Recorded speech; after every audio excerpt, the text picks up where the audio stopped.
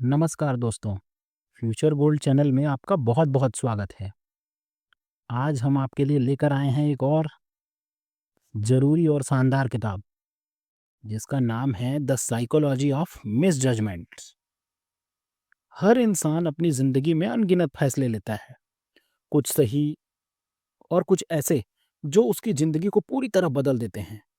कहने का मतलब गलत दिशा में कभी-कभी कोई निर्णय हो जाता है। लेकिन क्या आपने कभी सोचा है, हम बार-बार गलत निर्णय क्यों लेते हैं? क्या हमारी सोच में कोई कमी है? यह दिमाग ही हमें धोखा देता है। आज की ये कहानी उन मानसिक जालों की है जो हमें दिखाई नहीं देते, लेकिन हमारे हर बड़े निर्णय को प्रभावित करते हैं। तो ये है the psychology of misjudgements, एक दिमागी यात्रा जो आपके सोचने के तरीकों को हमेशा के लिए बदल देगी। दोस्तों, कुछ कहानियों के माध्यम से हम इसे समझने की कोशिश करेंगे। स्वाद से लेकर जजमेंट तक। देखिए, एक बार की बात है, राजू एक नया सेल्समैन जो गांव-गांव जाकर प्रोडक्ट बेचता था। वो हर घर में पहले मिठाई बांटता था, फिर अपने प्रोडक्ट की बात करता।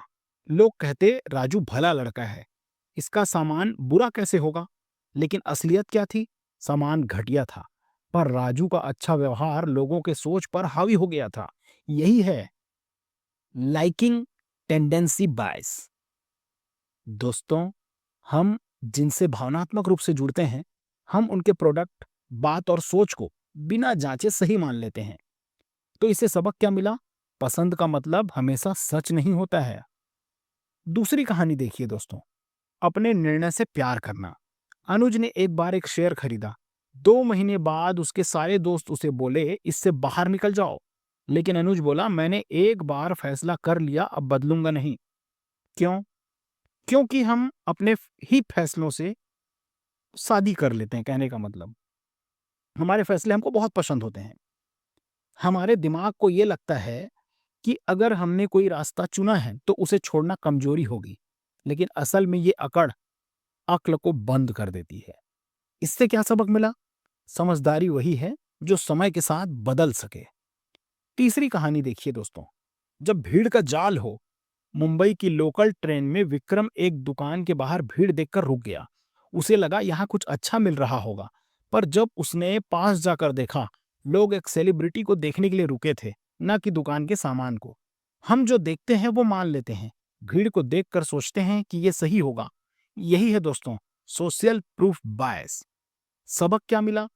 सब लोग जिस तरफ जा रहे हों, जरूरी नहीं कि वो दिशा सही हो।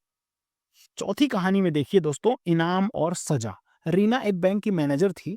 उसने अपने स्टाफ को बोनस का वादा किया, जितने ज्यादा लोन दोगे उतना ज्यादा पैसा मिलेगा। लोगों ने बिना सोचे समझे लोन देना शुरू किया।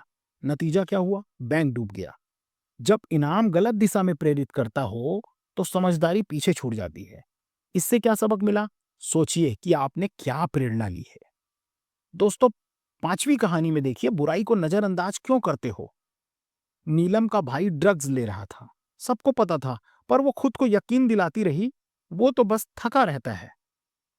हमें जो पसंद नहीं होता, हम उसे दिमाग से हटा देते हैं। यही है डिसलाइकिंग टेंडेंसी। और साथ में डेनियल।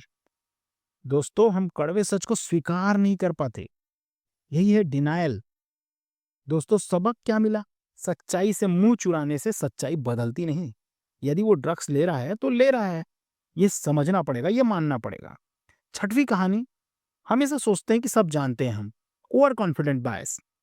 दोस्तों, अमित को लगता था कि वो सबसे तेज ड्राइवर है। एक दिन उसने मोड़ पर तेजी से कार मोड़ी और एक्सीडेंट हो गया। क्यों? क्योंकि हम में से बहुतों को लगता है हमें सब आता है। यही ओवर कॉन्फिडेंस हमारी सबसे बड़ी कमजोरी है। सबक क्या मिला? जो खुद को सबसे ज्यादा जानकार मानता है, वही सबसे जल्दी गिरता है। सातवीं कहानी में दोस्तों, पहला प्रभाव ही आखिरी क्यों। श्रेया ने राहुल को पहली बार एक बहस करते सुना और मान लिया ये लड़का घमंडी है।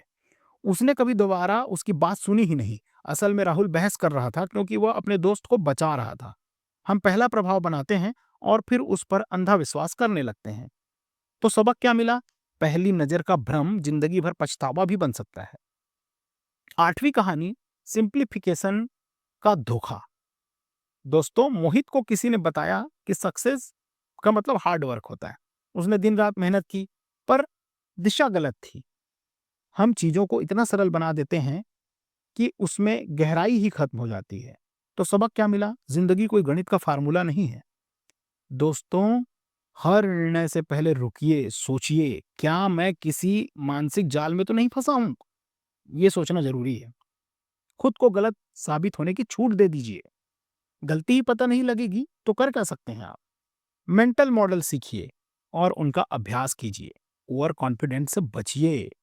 दोस्तों, इमोशंस को निर्णय पर हावी ना होने दें। जैसे एक शतरंज खिलाड़ी हर चाल सोच समझ कर चलता है, वैसे ही आपको भी अपनी सोच को ट्रेंड करना होता है। गलत निर्णय किसी भी इंसान की जिंदगी बदल सकता है, पर यह जरूरी नहीं कि वो गलती बार बार हो। अगर आप अपने दिमाग के जाल पहचान लें, तो आप वो देख सकते हैं जो बाकी दुनिया नहीं देख पाती। तो ये थी the psychology of misjudgement की ऑडियो जर्नी। दोस्तों, फ्यूचर गोल्ड चैनल के लिए ये प्रस्तुति आपको कैसे लगी, आप कमेंट बॉक्स में अपना कमेंट करिए।